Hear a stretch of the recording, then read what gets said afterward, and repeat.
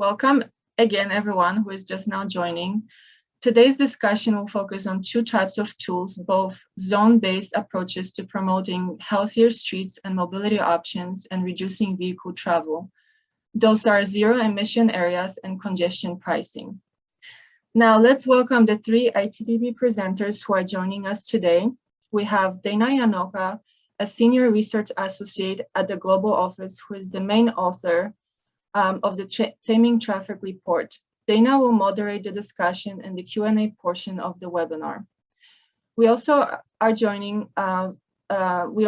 welcoming Vaishali Singh, who is a research associate in the India office. She works with cities throughout the country, and her areas of work include transport policy, travel demand management, and congestion pricing, just to name a few. And finally, Carolyn Johnson, a manager for ITDP's US West Coast program, who leads stakeholder engagement and advocacy activities in the region, focusing on transport policy, street interventions that lead to decreasing air pollution and greenhouse gas emissions. So we are now ready to begin the formal presentations, and I'll ask Dana to start us off. Okay, great. Thanks so much, Ivana, and thanks everyone for joining the webinar today. So before I jump into my presentation, just want to remind everyone, like Ivana mentioned, this is actually the third webinar in our Taming Traffic webinar series. We had two webinars earlier this year as part of the series. If you missed those, I would encourage you to review the videos, the slides. They're on ITDP.org on our events page. We had one on road space reallocation, where we looked at certain road space interventions in cities in Brazil and East Africa. We also had one on parking reform, where we looked at on and off street parking management in Mexico City and in China. So this is the last one. We're focusing today on zone-based vehicle access restrictions. And I also want to note our Taming Traffic report, also available at itdp.org/tamingtraffic. This is a report we put together where we evaluated a number of different traffic reduction strategies, defined those, looked at impacts that they've had in cities around the world, and sort of compared and contrasted them based on a number of different factors, looked at capacity needed to implement different strategies, and really tried to give an overview of how these strategies can help cities achieve traffic reduction goals. So the full report is there. We also have an executive summary and an infographic, which is here. And one of the big questions that we sought to address with the Taming Traffic report is what can cities actually do to reduce traffic and reduce demand for private vehicle use. So we looked at a number of different strategies and grouped these into sort of three different areas. And you can see those here. They also align with the focuses of the previous webinars. So the first is road space reallocation. These are typically lower cost strategies, but still high impact. Things like pedestrianization and complete streets. These are interventions that really focus on people and focus on making walking and cycling and taking transit, faster and more convenient compared to driving. These can really help to start a shift away from private vehicles and towards these more sustainable modes. The next area is parking management. Sorry, I apologize. A couple of dogs barking in the background. So parking management can really help to continue that momentum away from driving and towards more sustainable modes, especially when parking space is being reallocated to other uses. On-street parking pricing can also start to generate some revenue, which can be used to improve walking and cycling and transit infrastructure. And again, really start to kind of build on some of the shifts from road space reallocation and continue on this kind of progression towards more sustainable mode share. And then the last area is what we're focusing on today. These are zone-based vehicle restrictions, where certain zones are established where vehicles of different types are restricted for different factors. So things like low emission zones, congestion pricing, zero emission areas. So one of the things that I think is really important to note when we're talking about these zone-based restrictions is the difference between priced zones and non-priced zones. I'm sure Carolyn and Vaishali will both talk about this in a little bit more detail in their presentations, but I did just want to go through and note some of the differences here. I think this is really critical to understanding how these different options function, even though they tend to look very similar. So in terms of priced zones, there's kind of two avenues to pursue. One is pricing emissions. This is where you would charge a fee based on vehicle emission level. Typically higher polluting vehicles are going to pay more, lower polluting vehicles pay less. In some cases, maybe zero emission vehicles are exempt.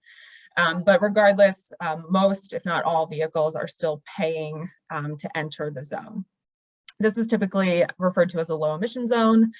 And the goals here are usually connected to air quality improvement, and also a quicker fleet turnover. So making sure or trying to incentivize removal of high polluting vehicles from the road. The other priced option is pricing congestion. This is where vehicles pay a fee to enter a zone or drive within a zone. Similar to pricing emissions, almost all vehicles are going to be paying to enter that zone, but instead of that fee varying based on the emissions level of the vehicle, it's either a flat rate for all vehicles, or the rate may vary based on other factors like time of day. So perhaps during off-peak hours, the congestion price is perhaps lower compared to during peak hours. So this is referred to as a congestion charge.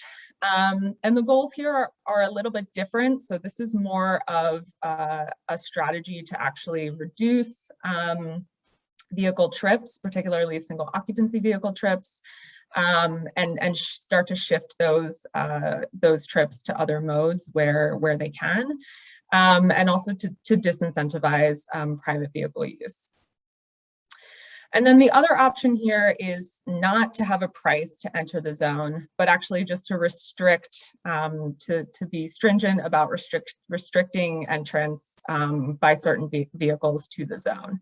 And if unauthorized vehicles enter the zone, they're typically assessed a high fine that's meant to deter unauthorized access. So this is how a zero emission area or limited traffic zone functions. And in this case, similar to congestion pricing, the goal here is typically to try to incentivize or really prioritize alternatives to driving. And today we're going to be focusing on congestion charging and zero emission areas. So just want to make it clear how these function a little bit differently, even though they're often talked about in sort of similar contexts. So one of the things that we looked at in the Taming Traffic report is different levels of capacity that are required for implementing these different traffic reduction strategies. And you can see in this chart that the emissions-based pricing and congestion charging, as well as limited traffic zones and zero emission areas, do require quite a bit of capacity to implement, especially relative to these other strategies like the road space reallocation and parking reforms. So we found that there are a couple of things that cities really need to have in place in order to successfully implement a zone-based vehicle restriction. So things like having a vision and having buy-in from decision makers, having city staff or being able to hire consultants with technical knowledge who can design, plan, and implement these type of strategies. And also thinking about funding availability, not only for the implementation of the program, but also for things like longer term operations. So it's really important for cities to think about their potential capacity constraints before moving forward with some of these more complex zone-based restrictions. So while the capacity required to implement these types of strategies can be quite high, these strategies tend to be attractive because they have the potential for pretty significant impacts. And we've seen some of these in cities that have had congestion charges and other types of access restrictions for a number of years now. So just to go through a couple here, there is potential for revenue generation, especially when the zone is priced.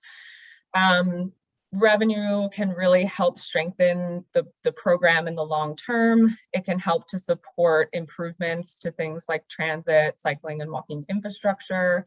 And it can also help in addition to infrastructure, with transitioning to these more sustainable modes, things like subsidizing public transit fares for a period of time to help people shift from driving to another option.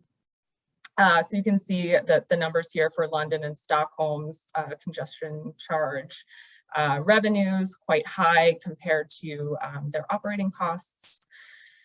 Another potential impact here is for mode shift. The potential for mode shift, of course, is higher when there are reliable, convenient alternatives to driving already in place once the zone goes into effect.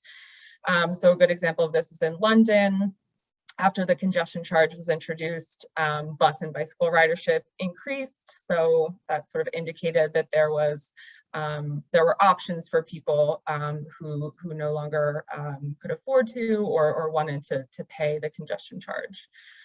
And then finally, the potential for reducing vehicle kilometers traveled, which of course is linked to other benefits like reduced emissions and improved road safety. Again, in London, after a year of its congestion charge in operation, saw about 15% fewer vehicle kilometers traveled within the congestion charge zone. And so there's potential there for those reduced VKT. So I just want to wrap up by sharing the key takeaways from the Taming Traffic report, and in particular this third takeaway here, which is that the presence of alternative transportation options is really critical, especially when we're talking about restricting private vehicles from a specific zone. We know that that offering these effective alternative options is really critical for maintaining equity, especially in these more restrictive policies. And it's really important to think about using things like revenue and other strategies to ensure that these alternative options can work for people and make for a an effective substitute for driving a private vehicle. So that is it for me. I'll go ahead and turn it over to Vaishali. Thank you so much, Tina. Before we move ahead, I'm just gonna share my presentation and put it on screen as well.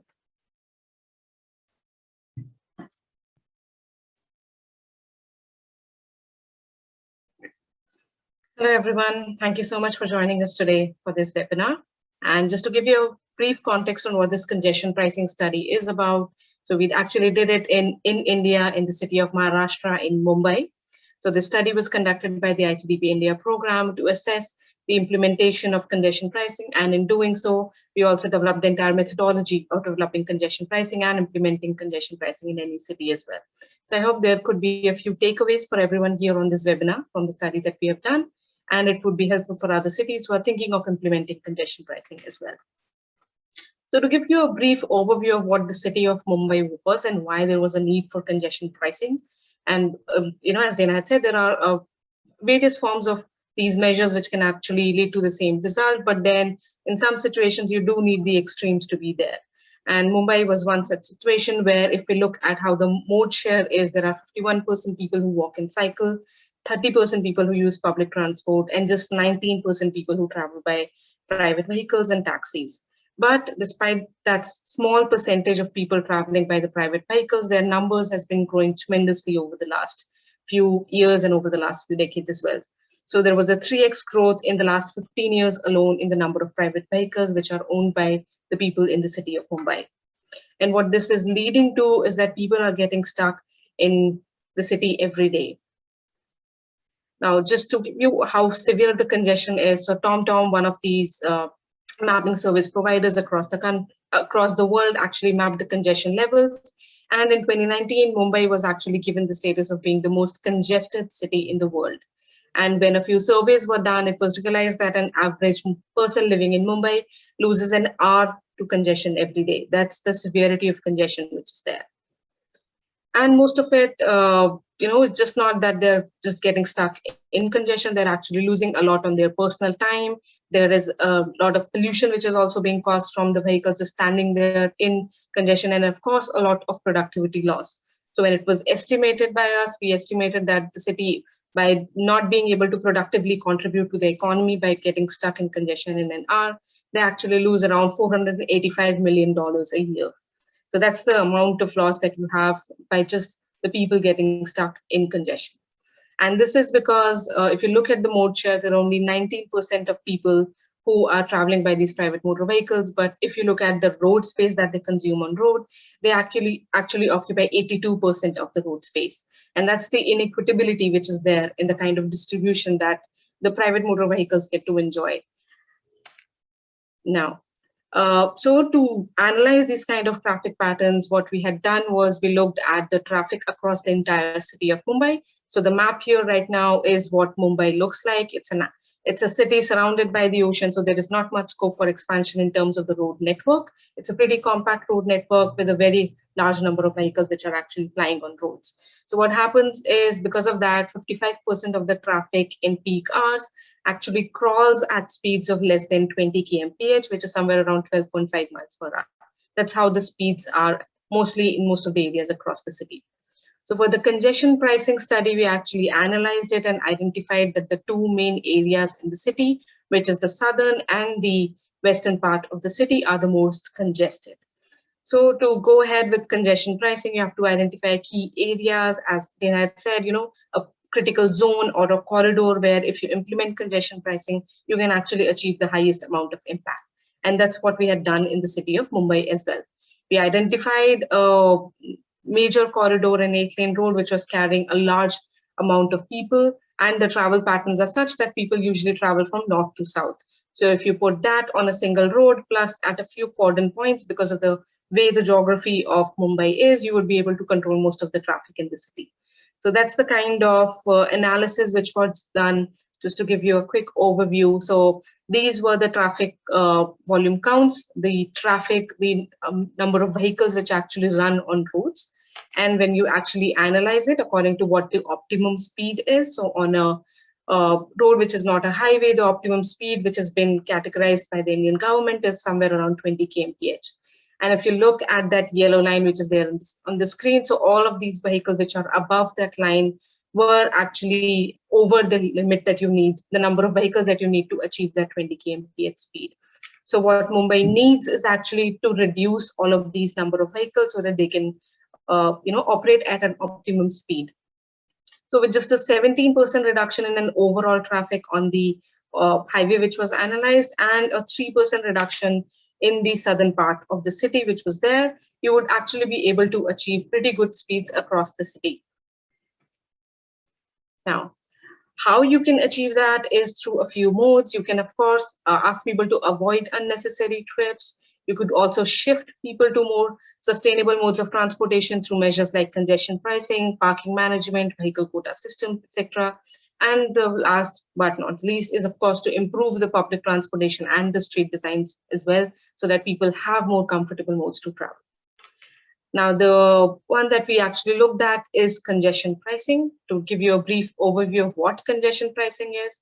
So congestion pricing is just a tool in which you decongest the roads that are otherwise clogged with traffic. So you set the fee which the people would pay at an amount which is enough to deter just the right amount of people to get off road, so that the roads become decongested and they can operate at significantly improved speeds.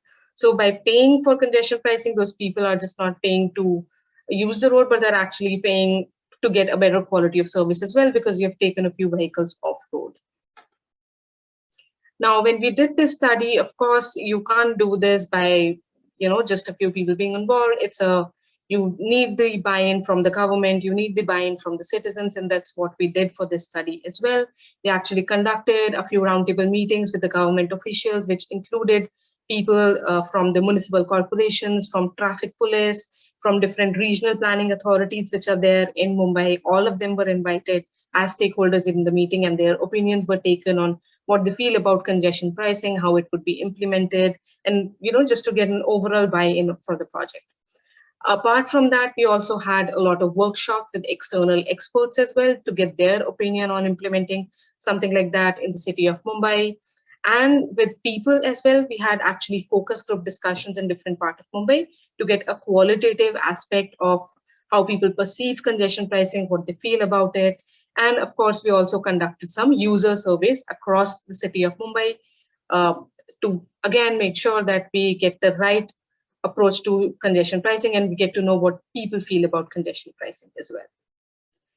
Now, just sharing a few takeaways that we had from the congestion pricing survey that we did in Mumbai. So just because of the way the Mumbai city is congested, 75% of the people living there actually said yes to congestion pricing.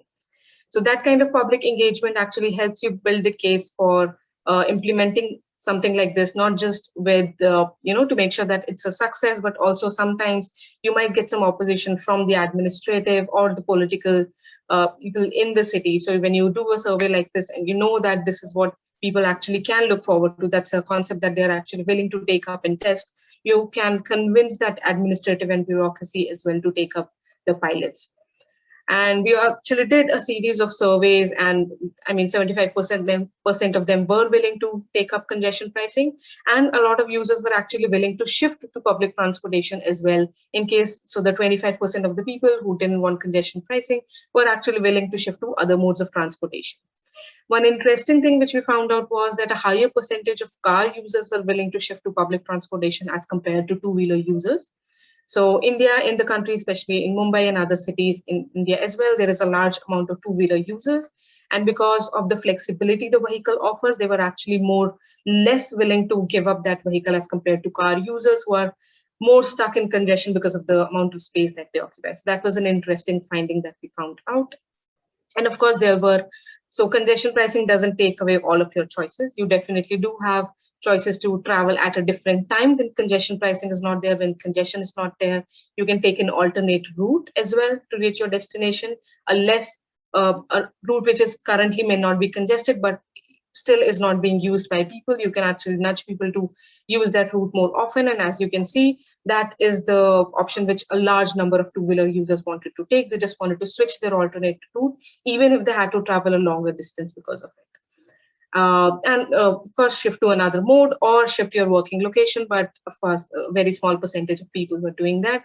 But these surveys were before the pandemic hit us. So I'm sure if these kind of surveys are conducted right now, we might have a higher percentage of people who are willing to shift or work from home now. Now, what we actually also use these surveys, other than the kind of outreach which was there and to get a buy-in from the people, was also to know how to set the price right. As I had said before, you only need to reduce a certain amount of cars or two-wheelers or private vehicles from the road. You do not want to remove a larger amount that the road would actually not be utilized to its potential, and you do not want to put the charge at such a low level that it would remain congested. So what this survey actually helped us also find out was the price at which the congestion pricing could start. So what we did was we asked people if they would be willing to pay congestion pricing at these particular prices, which I've quoted, which starts from rupees 25, which is somewhere around $0.3 to somewhere around 175 for two-wheeler users, which is around $2.4 if you convert it into USD. Now, just to give you an example, if there were 60% of the people who needed to be reduced, you could set the price at somewhere around rupees 50, and then you would get that kind of reduction. So these user opinion surveys also helped us in determining the price itself. Here's an example on how we use this. If you look at the bar, again, that orange bar is where the optimum level of traffic that you need to be at.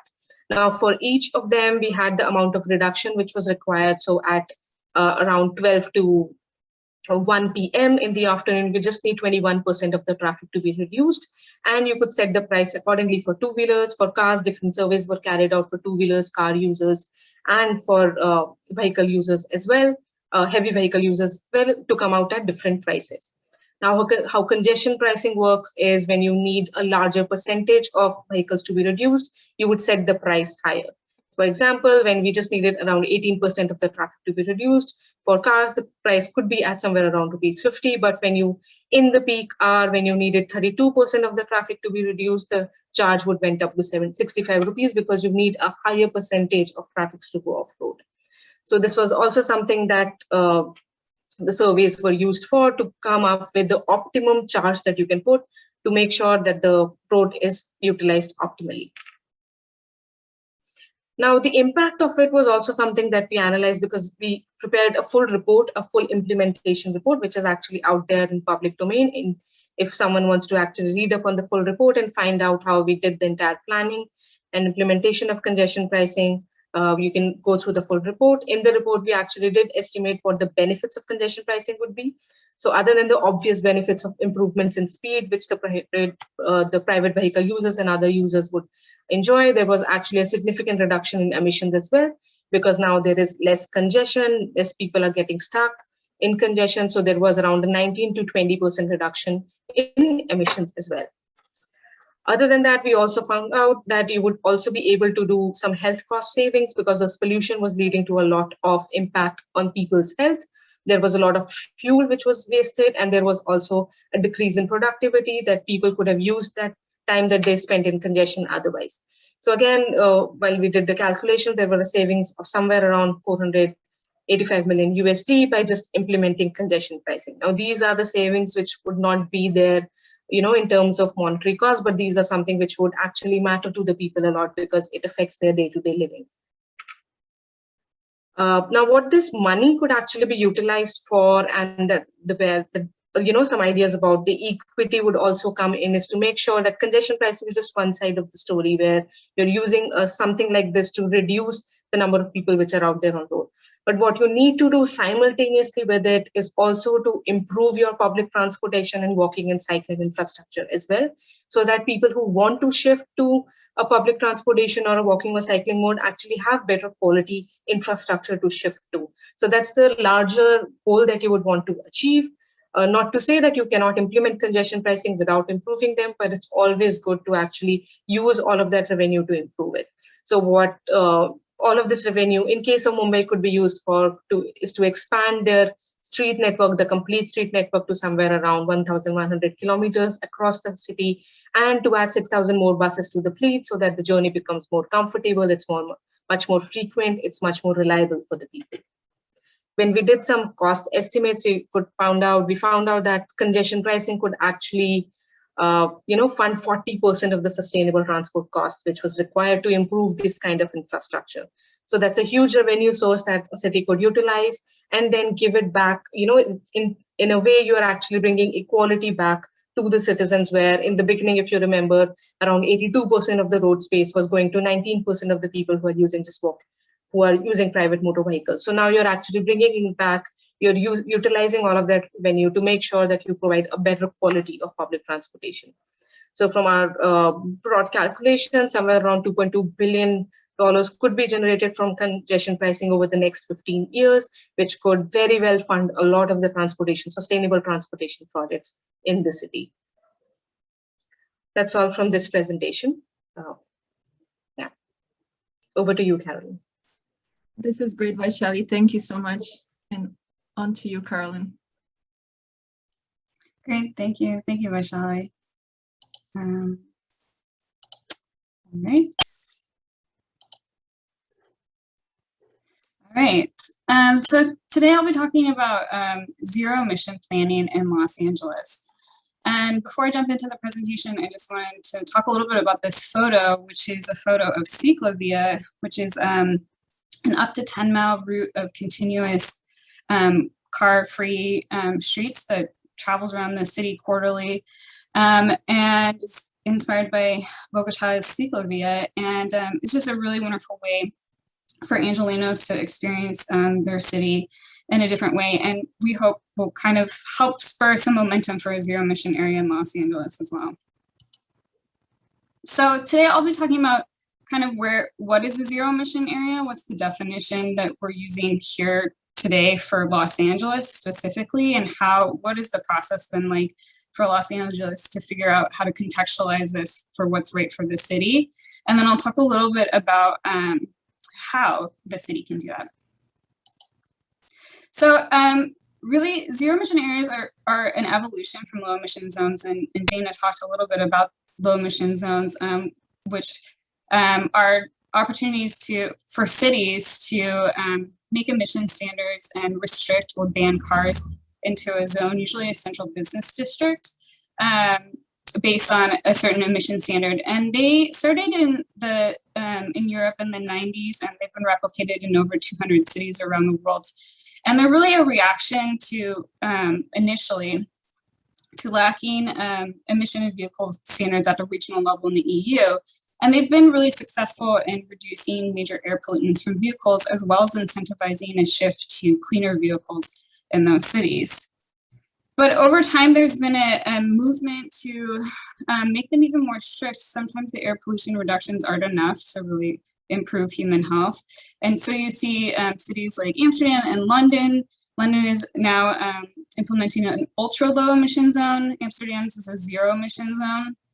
So that's a further restriction on the type of emission standard for the cars, also a geographic scale up of the zone.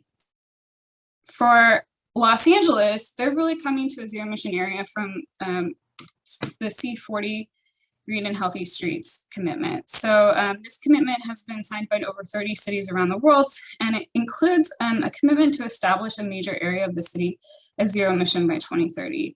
And that is intentionally a little open to give cities an opportunity to adapt it to the needs of their citizens. And so Mayor Eric Garcetti of Los Angeles signed this commitment, and we've been brought to this partnership through them. So one of the first things we did when planning for a zero emission area in Los Angeles was looking at the context, which is really important because so Los Angeles is based in the state of California, which has been a leader in emission standards since the 90s as well, not just in the US, but also around the world. And even, so you could kind of argue that California in of itself has been a little bit of a low emission zone. And even while we were planning this project, the governor came out with an order to have all new car sales by 2035 to be zero emission as well. So that was a really important context for us as we were planning this. So kind of the next natural question was, was what we wanted to do for Los Angeles, replicate a low emission zone model, but kind of accelerate the zero emission vehicle transition. And this was kind of quickly taken off the table. One of the reasons why was that the city of Los Angeles was doing surveys on electric vehicle uptake at the time. And it was really clear that most of the uptake was happening in wealthier residents, typically white, higher educated. And if you extrapolated that out to 2030, most of the people who weren't going to be able to enter a zero emission zone without a zero emission car were going to be lower income people. And the last thing that Los Angeles wanted to do was further penalize them economically. In addition, within ITDP, we also didn't want this to just be a one-for-one electric combustion vehicle to electric vehicle transition. As we know, electrification alone isn't going to get us to the greenhouse gas reduction emissions that we need. There really has to be a shift to shared vehicles, to walking and cycling. They need to be important parts of the mix. Electrification is better than combustion vehicles, but it's not without environmental costs. There are environmental costs related to lithium, battery productions, and then also a lot of the older vehicles are then sold to lower income countries, which doesn't make that pollution go away. In addition, low emission zones, although initially they often have congestion reduction impacts, they over time as citizens and people change their cars and get cleaner cars that meet the requirements, the congestion comes back. So we really wanted the zero emission area in Los Angeles to be able to address congestion and focus on reducing vehicles in the area. And as we know, congestion doesn't just have an impact on air pollution, but it also has an impact on road safety and the livability as a city as well. In addition, we really wanted the zero emission area to support public transit and invest in it heavily. And so, you know, Los Angeles is known as the car capital of the world, but a significant portion of the population takes public transit, and many of those are bus riders. So we wanted the zero emission area to be a way to invest in bus service, which is having a lot of challenges right now and losing ridership pretty quickly. So this is kind of the definition for Los Angeles that started to emerge, that this wasn't just one lever or mechanism like a low emission zone that is incentivizing a shift to a mode, but there's a lot of different interventions that will go into helping and supporting a lot of different types of sustainable modes. And part of that also will include a shift and a reduction in amount of vehicles overall. So we'll talk a little bit about how Los Angeles can implement this as well. So ITDP provided the city with a database methodology which prioritizes neighborhoods that they can begin a pilot. And we really wanted this to focus on the intersection of need and potential. So need we defined as areas of high air pollution and the associated health impacts with that air pollution. And then high potential was really walkability. So we didn't want the city to have to start from zero when planning a really significant mode shift, so that they have some basis of a built environment to work with. And we also put a little bit of a weight around traffic just to ensure that the zero emission area pilot wasn't starting in a quiet kind of sleepy neighborhood, and that it also was going to have a network level impact across the whole city. As a result, many of the neighborhoods that we recommended already have really high rates of, for Los Angeles, have high rates of public transit and walking usage. And that the goal here is to really focus and support those people who already have a sustainable mode shift and ensure that they can continue to do so. We talked a little bit about bus service is really challenging, but the walking environment is often really unsafe. And we really wanted to be able to have the zero emission area support these people who are already have really sustainable behaviors to be able to continue to do so. Another thing that was really clear in the planning is that the zero emission area for Los Angeles would be a part of a growing movement within the city agencies to really have a human-centered planning process, and that communities were really co-creating and co-developing the zero emission area alongside planners. And that this was a different approach that focused on sort of listening first to the needs of the community and then working together to build the right types of interventions for those community members. And then finally, there are a lot of really amazing projects and plans already existing in LA. The challenge often is that they're struggling to get implemented. So for Los Angeles, what we wanted to do was ensure that the zero emission area was helping and supporting get some of those plans in areas in pilot zero emission areas. So this is an example of the Vision Zero initiative in Los Angeles, their high injury network street. And so we really wanted the zero emission area to be able to, if there was an intervention that happened to support Vision Zero or reduce conflicts with cars in a high injury network street, that was also aligning and supporting the zero emission area goals. And the same as the vice versa, that anything that zero emission area would do in order to make a safe and walking environment was also going to support Vision Zero. So that there were a lot of different projects like this that we really wanted the zero emission area to really support, as well as, you know, Los Angeles is a really big city, and sometimes an intervention in one neighborhood is really separate from an intervention all the way across the city. And we wanted the zero emission area to be a way that these smaller projects really start to come together and support each other to reach the goal over time. So thank you for your time, and please feel free to reach out afterwards if you have any questions. And of course, we look forward to answering some questions in the Q&A. Great, thank you so much. Thank you everyone for your presentations. I just wanted to make a quick correction here. Dana is a research manager at the ITDP's global office. Apologies, Dana. As a reminder, Q&A function is open to add your questions. So I can actually hand it back to you, Dana, to lead us to this interactive portion of the webinar. Great, thanks, Ivona. And thanks again, Carolyn and Vaishali, for your presentations. I certainly learned a lot, and it's great to see some of these really kind of new types of policies that aren't really operating in a lot of places, moving forward and gaining support in major cities like LA and Mumbai.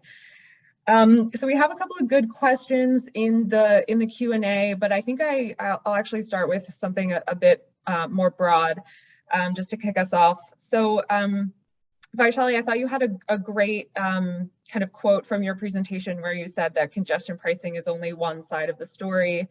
And Carolyn, you mentioned that in LA, the city's approaching the zero emission area as more of a set of mobility options. It sounds like these tools that we may have thought of in the past as strict, strategies to keep cars out of a certain zone are actually an opportunity to perhaps bring together different stakeholders and kind of create new space for a different conversation around who has access to road space. So I wonder if you can both just talk a little bit more about that idea and how congestion pricing and zero emission areas may not be as penalizing as I think they can come off, and the opportunities that you see for how these can create new conversations around road space. Sure, maybe I can go first. Definitely, Dana, I do agree with that. Even with our own experience in congestion pricing, I mean, it was the first time that the city actually started thinking about implementing such a measure to look at controlling private vehicle use. And even though congestion pricing is an extreme measure, it's very difficult to implement it. I think in your presentation, you had also given in terms of the capacity which the cities require is quite high.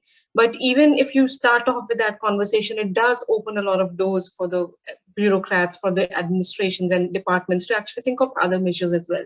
So even while discussing congestion pricing, a lot of conversations about measures like parking management also came up. When you start off with a conversation like congestion pricing, which is so difficult to implement, parking management sounds much easier to implement as compared to it. So you actually have a sort of a relative buy-in from the cities there. And it's just not that, it's also an angle which even parking management for that matter, what they bring in is what you would do with the revenue. You're just not looking at and talking about, it's not penalizing the private vehicle users which are out there, but it's actually bringing equity to how the road space should be distributed. So while they are, it might look like they're paying to actually travel on a road which is very less congested, but they're actually paying for causing that congestion as well. And that's what the basic idea of congestion pricing is about. And hence it's more of, bringing an equity to it. And by putting all of that revenue into improving all of that walking, cycling, and public transportation, you make sure that you actually bring equity on road as well. Yeah, I mean, I think for Los Angeles, part of the context is that in the county level, residents actually voted for a sales tax in the past 5 years that is generating a lot of revenue for public transit and bus service improvements. So although there's always a need for more funding for even basic things like sidewalk repairs and things like that, that wasn't as pressing, I think, as the challenge for the zero emission area for Los Angeles was just getting implementation done. And part of that challenge is just there can be up to over 10 agencies that control different part of the street and the street infrastructure within a city, within the city, and just working to improve some of the protocols around that implementation and streamlining some of those protocols, as well as just encouraging interagency collaboration to really ensure that some already really great existing plans, sometimes even funded, actually end up getting supported, like actually get implementing. So we really wanted the zero emission area to sort of, that was really important context within this planning within Los Angeles. Great. Okay. Go to a question from the audience for Vaishali. You mentioned there were some sort of differences in perception between car drivers and two-wheeler users. So there is a question about sort of the difference in how the policy would function for those two different types of vehicle users, and also different fee structures for those, and how that might impact the share of two-wheeler users versus drivers, if that policy were put in place. Sure. It was actually precisely for that reason that we conducted different surveys with two-wheeler users and car users. It's very difficult to bucket both of them because even the kind of economic backgrounds that both of these people, the people who are driving a car versus a person who is using a two-wheeler come from. So that's why while conducting the focus group discussions and the surveys as well, so one of the differentiating factors, especially for congestion pricing, is how you would actually charge them.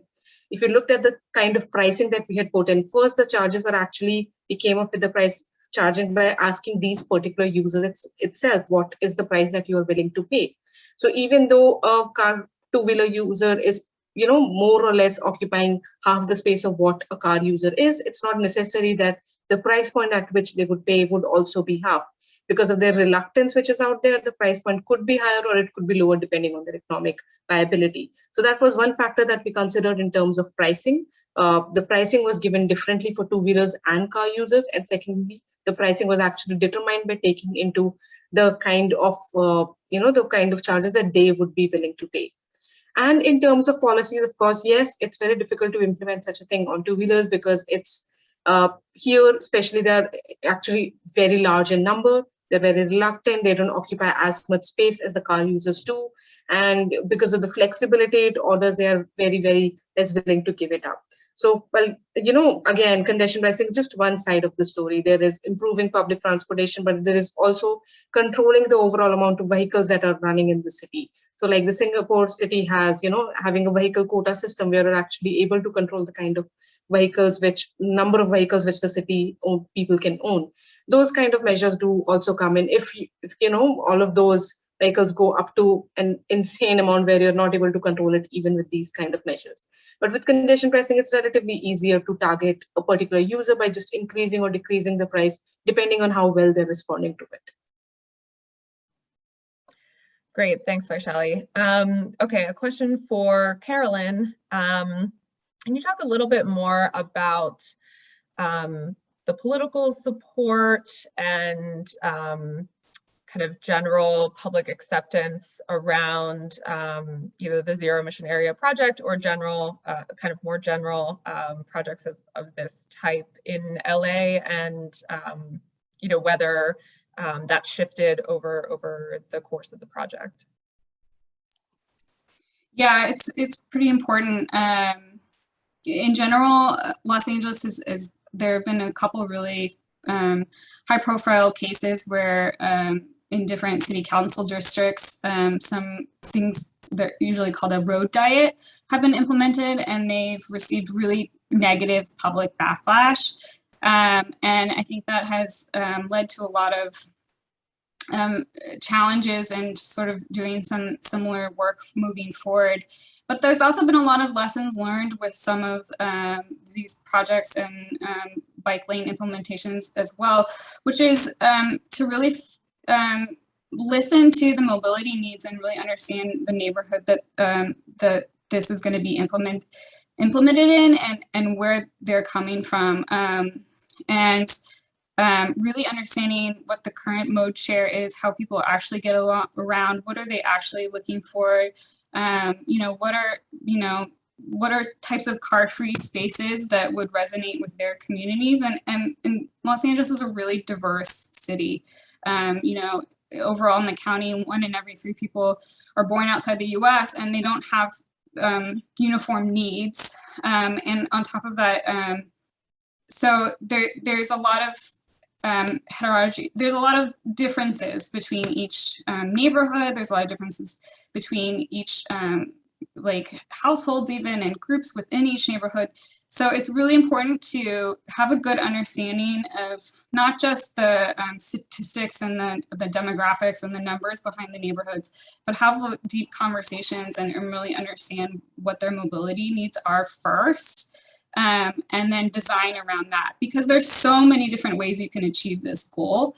And even applying a one-size-fits-all from one neighborhood to the next in LA isn't going to work. So what's going to work is that these are solutions that are developed alongside the community members that are actually going to work for the people who live there. Yeah, I think that's a really important point to think about, that these strategies have to be hyper local in order to function in a way that serves the people who are living there and moving around. Okay, so this may be our last question, depending on how quickly we can address it, but I think it's a good one given the current context that we're in now. A question about how it's been really challenging to advance projects and create a sense of urgency around sustainable transportation in the face of a lot of other challenges that governments are dealing with. Obviously, you know, most clearly at the moment is public health, but other things that are still, you know, ongoing that are difficult to address, like poverty, corruption, these other really big picture cross-cutting issues that cities are dealing with. So I'm wondering if there are ways that you both have heard sort of the pitch for these types of strategies, implementing these types of strategies change depending on those needs, and how to ensure that these types of strategies maintain relevance in the context of these bigger cross-cutting issues that all of our cities are facing. So maybe start with Vaishali. Sure. I think one of the main pitches that makes the case for sustainable transportation is that public transport, walking, cycling, they're all enablers for people of all different income groups to travel. So even though the government's priority might be on looking at people who are living in absolute poverty or healthcare, but it's important for us to remember and make the government remember that, you know, public transportation is a mode through which you can actually reduce the hardships they face. So even with people who are living in poverty, if public transportation is not there, it would just be unaffordable for them to travel across the country, across the city, even for their basic needs. Similarly, during the kind of time of COVID as well, what we saw in a lot of Indian cities, especially in Mumbai as well, that the public transportation system, even though, all of the other people were in a lockdown, but healthcare workers were actually traveling a lot. And the public transportation system played a very key role in making sure that they were able to travel to their place of work. And not just them, but also sanitation workers, all of the essential workers who still needed to be on road, on the front lines to serve the people. So that's the kind of role that public transportation, walking, cycling, transportation as a whole plays. So I think it's important to, if you forget about it, to bring that up, to pitch that idea as if it is an enabler, it is the need that people need, to just contextualize it to the agenda that they have, to the needs of the people, and just connect it that way. Yeah, we started planning, doing some of this project in fall of 2019, and we had no way of predicting that there was about to be a pandemic. And I think, that's something that we talked about a lot, because the goal is by 2030, and we have no idea what's going to happen between now and then. And the idea is not to be really rigid, and that there is a lot of room for flexibility and adaptation and change and reconfiguration within that time frame. And yeah, just building what Vaishali said, I think it's really just even making those connections with the conversation that's happening around public health, and how, a simple 10-minute walk to a bus stop every day is going to really, help people, reduce their risk of non-communicable diseases by a significant amount every day. And also making those connections with economic development. So, within ITDP, we've noticed a strong connection with street vending and safety on the street, and how important it is to the vitality of a safe street environment. And Los Angeles has a big street vending environment community as well, and that they should be a part of the planning when they're in that neighborhood, and how you can make those connections to different types of economic development as well, and create a really that all these efforts are actually working towards creating better livability for the residents who are living there. Great, both great answers. I think we have just about a minute left, so I'll turn it back over to Ivana to go ahead and wrap us up. Great, thank you so much, Dana. So we're approaching the end of our session. Thank you again to the presenters, and thank you to our attendees for joining. As mentioned earlier, the webinar recording and PowerPoints will be available on ITDP's website in just a few days. Please follow us on social media and stay informed about forthcoming online events, and check of course our Transport Matters blog series. And I just wanted to also invite you to our upcoming webinar on September 8th with a representative from the city of Lviv. Lviv is the 2021 honorable mention recipient of the Sustainable Transport Award. It's an annual award for city that manifests exceptional leadership in mobility and public realm improvements. We will learn about the city's transformation and lessons learned of an almost decade-long process. We will also announce the webinar event soon on our website and email to those who are subscribed to the newsletter. So thank you everyone again, and hope to see you soon. Thank you. Take care.